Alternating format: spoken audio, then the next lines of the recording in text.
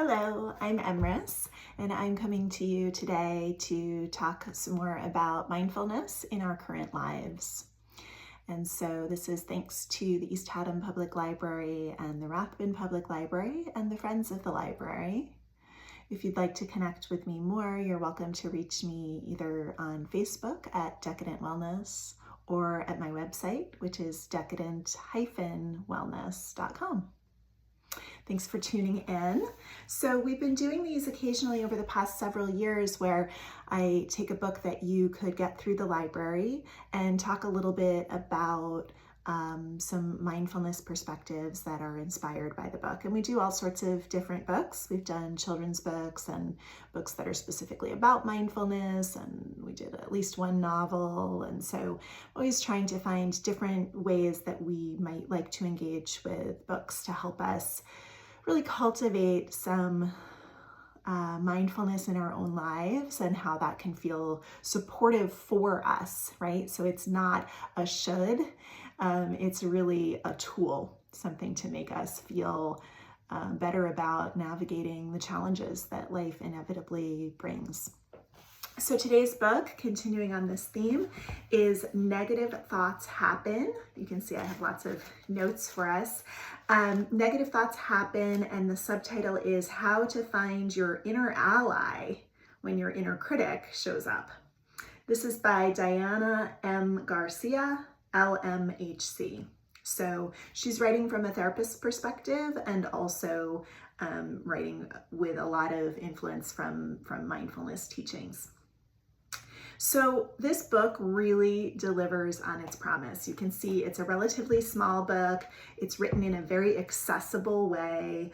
And it's really about, we do have negative thoughts. There's no point in telling ourselves we shouldn't or pretending we don't. We have them. And so how can we work with them?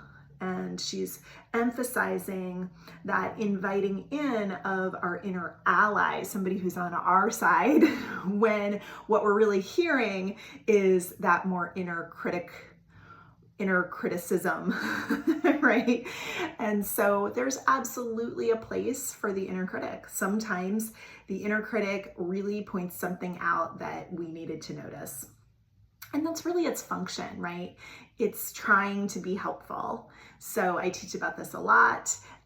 Sometimes we just want to get the inner critic to stop being critical, and that's not really going to work out that well for us. Most of the time, it's just going to come back and it's probably going to be louder. So how can we, instead of trying to make that stop, add to the equation and bring in some of that supportive perspective?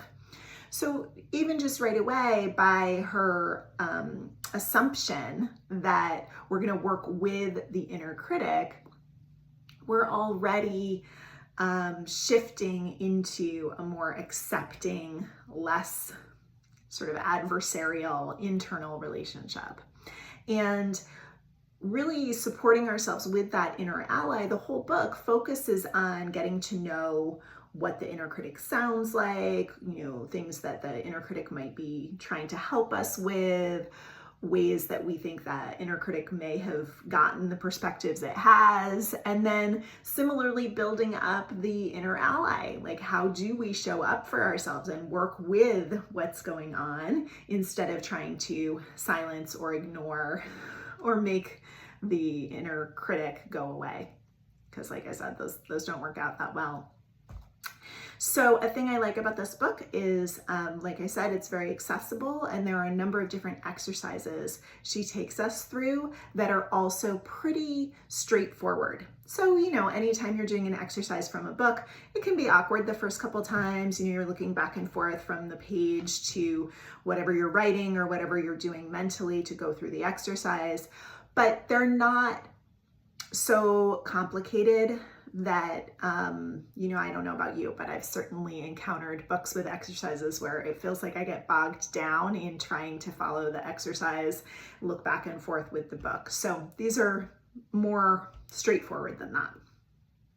And a lot of the exercises that she's suggesting are exercises that I naturally have for years folded into my teaching, that many meditation teachers and mindfulness teachers do either these exercises or similar exercises with similar goals. She uses some metaphors that are very common to teaching mindfulness. So she's really on point here with our theme. And then, toward the end of the book, she says something that I think is really significant that I always am emphasizing in my teaching. And I know I keep saying, she does these things that I do. I actually found that reading this book was kind of an odd but pleasant experience for me, because I felt as if, she's summarizing so much of what I cover in my groups and workshops and classes and work with people one-on-one. So this in particular, near the end of the book, which is a theme throughout, but she's really underlining here as she gets closer to conclusion, is something that I also feel strongly about. Let me quote for you. Your inner ally wants you to partake in your life, and it will root for you when you're struggling by quietly giving you the strength you need to ground yourself when you feel shaken, by motivating you to get up when you've fallen, to sustain the blows that life throws at you, to hold your pain lightly and gently, and to keep showing up intentionally to your life. So I love that she says this, because I feel that so often in our common parlance, we kind of think of meditation as something that's set aside, or people think, you try not to think when you meditate. And we don't really highlight as much in our vernacular how applicable meditation practices are to actually navigating challenges of life.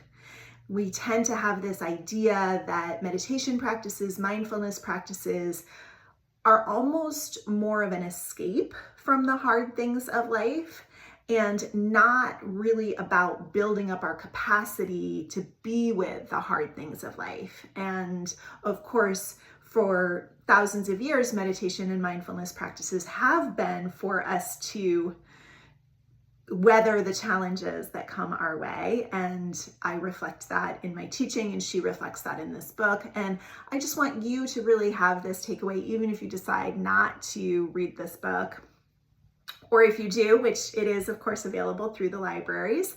But to have this takeaway of these practices are to help you with anything that arises. They're not something to do that is just a little vacation from all the difficult things. Now, absolutely, there are guided meditations available that you can find online or elsewhere that do give you a little bit of a feeling of vacation, and who doesn't want that sometimes? But really, the work of mindfulness practices and meditation practices is to make us more resilient to the stuff that happens, whether it's stuff that happens in our own minds, the inner critic really giving us a hard time, or stuff that happens in the world, or in our bodies, illness or injury or other challenges. So just maybe taking a moment together here to do a mini practice. Let's see if we can take a moment, if it feels comfortable for you. Maybe get a little bit more comfortable where you're sitting, kind of get aware of what position you're in. Just make sure you're not too slouched, right? Have a nice long spine within reason. I'm still comfortable. And you can let your eyes close, or you can keep them open. And as always, you can follow along with me for this exercise and actually try it and see how it feels. Or you can just listen and decide whether or not it feels like it's for you. I thought it might be helpful to scan through and see if you can think of a moment when you showed up for yourself, when you had your own back. And maybe it was just a really tiny moment that nobody else would have noticed, but you felt it. Or maybe it's something really significant that you remember. Just giving yourself time to slow down here for a few moments together. Maybe feel your breath relaxing, your body softening a little bit.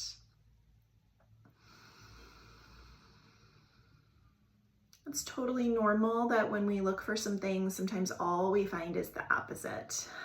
So just this invitation to remember a time when you were really there for yourself might mean that you're remembering a lot of times that you feel like, oh, that's not how it went. And that's okay. That's totally a normal reaction our brains do. And you might just notice those other stories that are coming up if they are, and just kind of thank them. Oh, yep, thank you. Okay, thank you. Yep, got it. That did happen. Okay, I'm actually looking for something else right now, right? And just recenter on a time you remember that feeling of being there for yourself.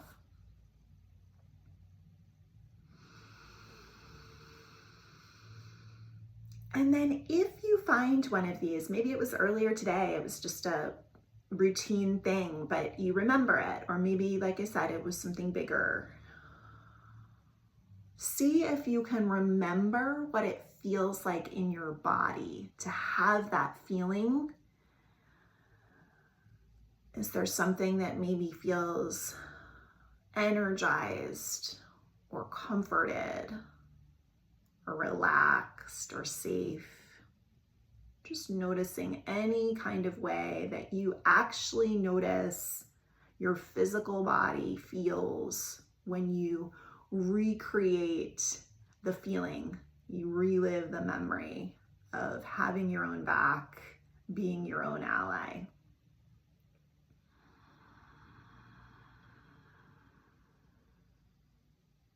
And, we're just doing this for a quick moment, so it's totally okay if you don't have an example right now. Maybe an example will occur to you over the next few days.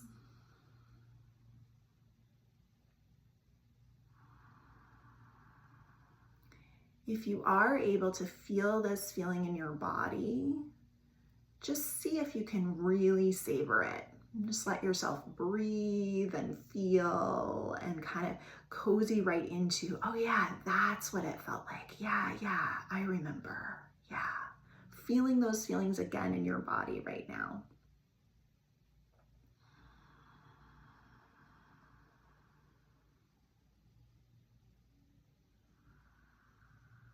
And you might like to stay with this for a little longer. I'm going to wrap up our time together, but you can just stay with this if you prefer, or you can start to deepen your breath a little bit. Or maybe move a little shoulder shrug or some sort of stretch to shift you from that more reflective time back into being in your current surroundings, your current moment.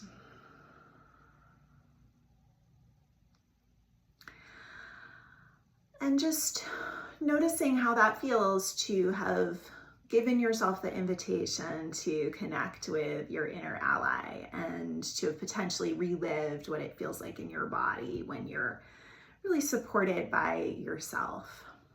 And so maybe that little visit that we did together right now feels a little bit encouraging to keep hanging out with your inner ally, to look for places in your daily life where your inner ally is really with you, regardless of what the inner critic is doing. And as always, like I said, the book is available through the libraries. I encourage you to check it out, even scan through, skip around, or read the whole thing. And you're welcome to let me know what you think. You can reach me on Facebook at Decadent Wellness or through my website, which is decadent-wellness.com. Thank you again to the East Haddam Public Library and the Rathbun Library and the Friends of the Library. Take good care, and I'll see you next time. Happy reading.